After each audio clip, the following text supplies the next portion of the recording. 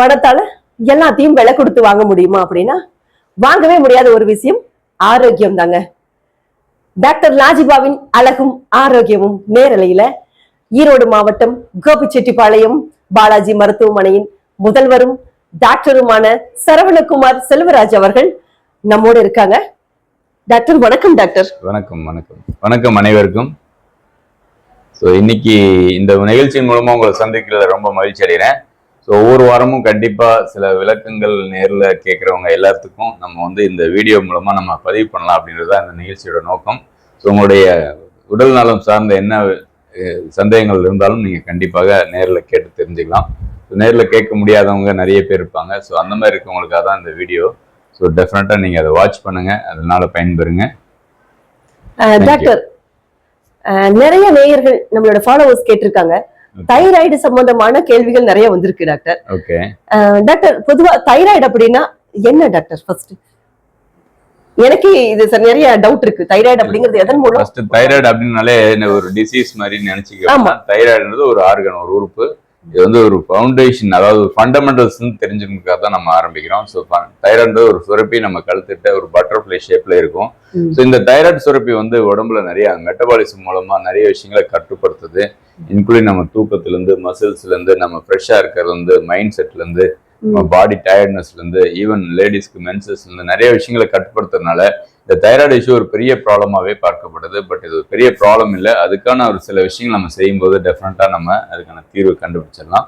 So இன்னைக்கு நம்ம அதை பத்தி நம்ம பார்க்கலாம். டாக்டர், டாக்டர், எல்லா வயதினருக்குமே தைராய்டு அப்படிங்கிறது ஸ்டார்டிங் இந்த வயசுல தான் இருக்கு, இந்த வயசுல தான் வரும் அப்படி ஏதாவது இருக்குங்களா டாக்டர்? குறிப்பிட்ட வயது ஏதாவது காரணம் இருக்கா? நீங்க கேட்கறது ரொம்ப நல்ல கேள்வி. பட் ஆனா இப்போ வந்து தைராய்டு வந்து ஜென்ரலா நம்ம எபிடமிக்ல என்னன்னா எல்லாமே யங் ஏஜ், சின்ன குழந்தைகள் வந்து ஈவன் பிறந்த குழந்தைகள் கூட வருதும் அப்படின்றதான் மேட்டர்.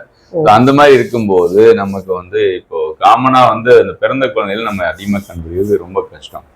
ஏன்னா அந்த குழந்தைகளுக்கு எதுவும் சொல்ல தெரியாது. ஸோ அந்த மாதிரியான ப்ராப்ளம் இருக்கும்போது நம்ம கண்டுபிடிக்க முடியாது. ஆனா இதே வந்து ஒரு வளர்ந்து ஒரு 18 வயசு ஆன பிற்பாடு அவங்களுக்கு நிறைய விஷயங்கள் வரும். அப்பதான் வந்து தைராய்டுனா என்ன, அப்போ டாக்டர் வந்து செக் பண்ணி பார்ப்பாரு. ஏதோ ஒரு கம்ப்ளைண்ட்ஸ் நான் ஸ்பெசிஃபிக்காக நிறைய சொல்லிட்டே இருந்தானா அப்போ எதுக்கும் தைராய்டு செக் பண்ணி பாருங்க அப்படின்னு சொல்லிட்டு thyroid hormones T3, T4, TSH இதெல்லாம் செக் பண்ணி பார்க்க சொல்லுவாங்க.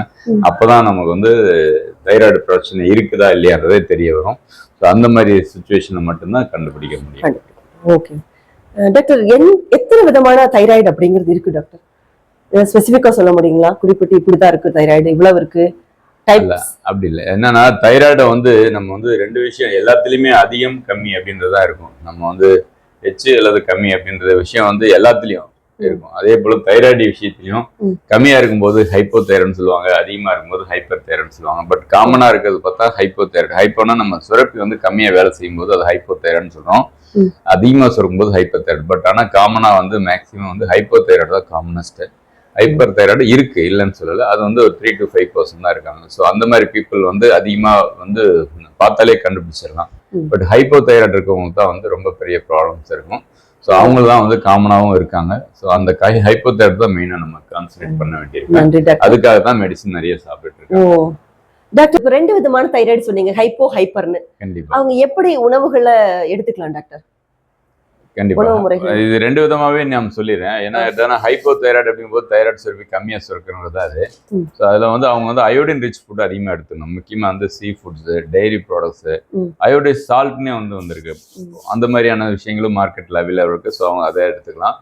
தென் செலினியம் ரிச் ஃபுட்ஸ் வந்து பிரேசில் நட்ஸ், ஃபிஷ் இந்த மாதிரி ஐட்டம்ஸும் நம்ம அவங்க எடுக்கும்போது டெஃபினட்டா நல்ல ஒரு இம்ப்ரூவ்மெண்ட் கிடைக்கும்.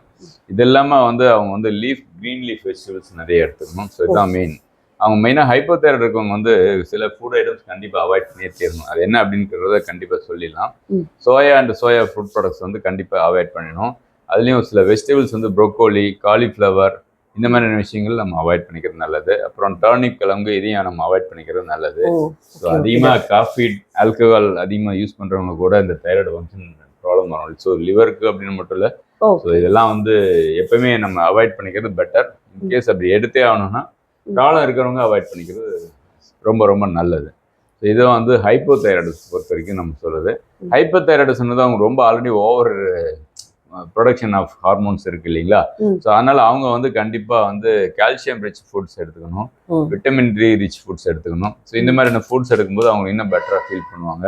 அதுலேயும் omega 3 fatty acids, Salman fish, walnuts இந்த மாதிரி எடுக்கும்போது இன்னும் பெஸ்ட்டாக ஃபீல் பண்ணுவாங்க. அவங்க என்ன மாதிரி பண்ண ஃபுட் வேணால் இதுக்கு ஆப்போசிட் தான், அயோடின் ரிச் ஃபுட்ஸை கண்டிப்பாக அவாய்ட் பண்ணணும். ஸோ இதுவும் வந்து இவங்களுக்கும் அதே தான். காஃபின் அண்ட் ஆல்கஹால் வந்து எப்பவுமே வந்து 2 எக்ஸ்ட்ரீமுக்கும் நம்ம ப்ராப்ளம். ஸோ அதெல்லாம் அவாய்ட் பண்ணிக்கணும். அதேமாதிரி ரொம்ப எக்ஸஸ் கார்போஹைட்ரேட்ஸ் எடுத்தாலும் ஹைப்பர்தைராய்டிஸுக்கு ஜாஸ்தி மெட்டபாலிசம் அதிகமாகும் போது ரொம்ப ஃபீல் பண்ணுவாங்க. ஸோ அந்த மாதிரி ஐட்டம்ஸும் அவங்க வந்து அவாய்ட் பண்ணிக்கலாம். பெட்டர். இந்த மாதிரி ஃபுட் ஐட்டம்ஸ் எடுக்கும்போது அவங்க கொஞ்சம் பெட்டராக ஃபீல் பண்ணுவாங்க. Okay doctor. டாக்டர், இதுக்கான சிகிச்சை முறைகள் என்ன? மெடிசன்ஸ் எடுத்துட்டாவே போதுங்களா? எப்படி அவங்க மெடிசின்ஸ் ஆசச் அவங்களுக்கு வந்து ஹைப்போதைராய்டுக்கு தைராய்டு ஹார்மோன்ஸ் தான் ஒரே சாய்ஸ். உங்களுக்கு மார்க்கெட்டில் அவைலபிள் தைராக்சின் ஹார்மோன் நிறைய பிராண்ட்ஸ் அவைலபிள் இருக்கு. ஸோ அது வந்து டாக்டர்கிட்ட செக் பண்ணும்போது அவங்க தைராய்டு லெவல், ஹார்மோன் லெவல் பார்த்துட்டு அதுக்கு தகுந்தமான வேல்யூக்கு தகுந்த மாதிரி தான் மெடிசின்ஸ் கொடுப்பாங்க. அதை எடுக்கும்போது கண்டிப்பாக வந்து every 3 months once, maximum 6 months, but ஆனால் 3 months ஒன்ஸ் செக் பண்ணும்போது அவனோட வேல்யூ வந்து ஓகேவா மெயின்டைன் ஆகிட்டு இருக்கா இல்லையான்றது டாக்டருங்களே கரெக்டாக தெளிவாக சொல்லிடுவாங்க. அப்படி இருக்கும்போது நமக்கு அதை ஈஸியாக ஃபாலோ பண்ணுறது கரெக்டாக இருக்கும். சிலரெல்லாம் என்னென்னா வருஷ கணக்கில் செக் பண்ணாமலே விட்டுருவாங்க. ஸோ அந்த மாதிரி இருக்கிறதும் ரொம்ப டேஞ்சர், இதுவும் ரொம்ப டேஞ்சர். ஸோ அந்த முடிஞ்ச வரைக்கும் அவங்க வந்து ரெகுலர் மெடிசின்ஸ் எடுக்கும்போது பெட்டராக இருக்கும். ஹைப்பர்தைராய்டிஸுக்கும் சில மெடிகேஷன்ஸ் அவைலபிளாக இருக்குது அலோபதியில். ஸோ அதை எடுத்துக்கலாம். இதுக்கு மீறி உங்களுக்கு கண்டிப்பாக வேணும்னா ஒரு சில விஷயங்கள் நேச்சுரலாகவும் வந்து அந்த காலத்துலேருந்தே நிறைய விஷயங்கள் வந்து நேச்சுரலாக பண்ணினாங்க. பட் அதை தான் நம்ம வந்து இது பண்ணுறோம். ஸோ இன்னைக்கு வந்து நிறைய விஷயங்கள் நேச்சுரலாகவும் வருது. ஸோ அந்த மாதிரியான சில விஷயங்கள் வந்து ஜூஸ் ஃபார்மில், சிரப் ஃபார்மில் வந்திருக்கு. ஸோ உங்களுக்கு அந்த விஷயம் தான் நான் டெமோ பண்ணி காமிக்குவோம். நீங்களும் வந்து நேயர்களுக்கு அதை சொல்லுங்கள், அதை பற்றி நான் விளக்கங்களை அவங்க தெரிஞ்சுக்குவாங்க. கண்டிப்பாக டாக்டர். நம்ம தைராய்டுக்கான சிரப் இருக்குன்னு சொல்லியிருக்கீங்க. ஸோ அதை நீங்கள் இப்போ டெமோவில் நம்ம காமிக்கும் போது நல்லா எலாபரேட்டாக அவங்க எல்லாரும் தெரிஞ்சுப்பாங்க கண்டிப்பாக என்னங்கிறது. ஆமாம். தைராய்டு சிரப்பு நம்ம எப்படி பயன்படுத்தணும் அப்படிங்கிறது உங்களுக்கு ஒரு டெமோ காமிக்கிறோம் பாருங்க. 10 ml இதுல இருந்து எடுத்துக்கணும். 100 ml வாட்டர்ல ஆஃப்டர் ஃபுட்டுக்கு அப்புறம்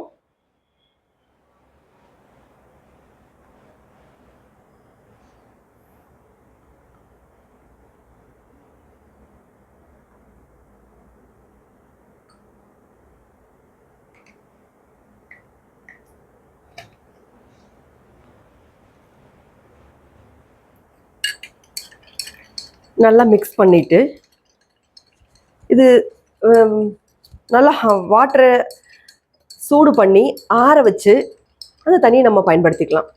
ஏன்னா எப்பவுமே வந்து பார்த்திங்கன்னா தண்ணியை சூடு பண்ணி ஆற வச்சு தான் நம்ம எப்பவுமே பயன்படுத்தணும். அதுதான் ரொம்ப நல்லதும் கூட. குழந்தைங்களுக்கெல்லாம் கொடுக்கும்போது நல்லா எஃபெக்டிவாகவும் இருக்கும் நம்ம ஆற வச்சு தண்ணி பயன்படுத்துறதுனால.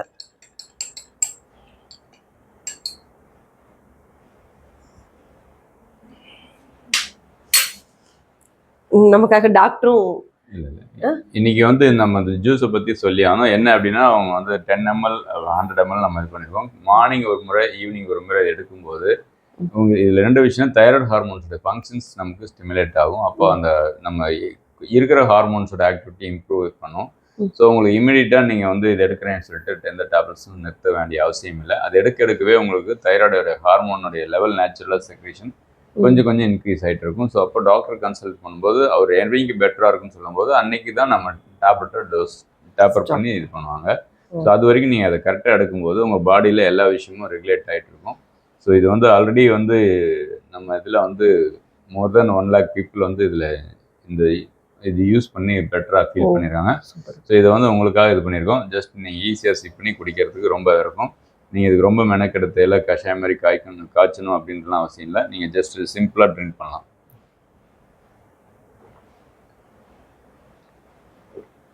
பார்த்தீங்கன்னா எவ்வளோ ஈஸியாக இருந்ததுன்னு. இது மாதிரி எடுக்கும்போது டெஃபினட்டாக அதனுடைய ரிசல்ட் கிடைக்கும். இதில் வந்து காலையில் எம்டி ஸ்டமக்லையும் நைட்டு எடுக்கிறவங்க 1 hour பிஃபோர் ஃபுட்டும் எடுக்கும்போது நல்ல ஒரு அப்சார்ப்ஷன் கிடைக்கும். அதனுடைய பாசிட்டிவ் ஃபைண்டிங் நம்ம ஃபீல் பண்ண முடியும். ஸோ இது இன்றைக்கான ப்ரோக்ராம் இதுதான் நம்ம ஷேர் பண்ணணும். இதை பற்றி அந்த சந்தேகங்கள் கண்டிப்பாக இருந்தால் நீங்கள் மேலும் சந்தேகங்களை நீங்கள் பதிவு பண்ணலாம். அந்த கேள்விக்கான சந்தேகங்களை நீங்கள் கேட்டுட்டு எனக்கு சொல்லுங்கள். நேயர்களுடைய விஷயம் கண்டிப்பா இந்த தைராய்டு சிறப்பு சம்பந்தமா உங்களுக்கு ஏதாவது கொரிஸ் இருந்துச்சுன்னா தாராளமா நீங்க 9976615552 என்னோட நம்பருக்கு நீங்க கால் பண்ணி கேட்கலாம். சரிங்களா? உங்களுக்கு எப்பனாலும் என்ன டைம்னாலும் உங்களுக்கு பதில் தரதுக்கு நாங்கள் தயாரா இருக்கோம். Very good. நன்றி, வணக்கம். நன்றி.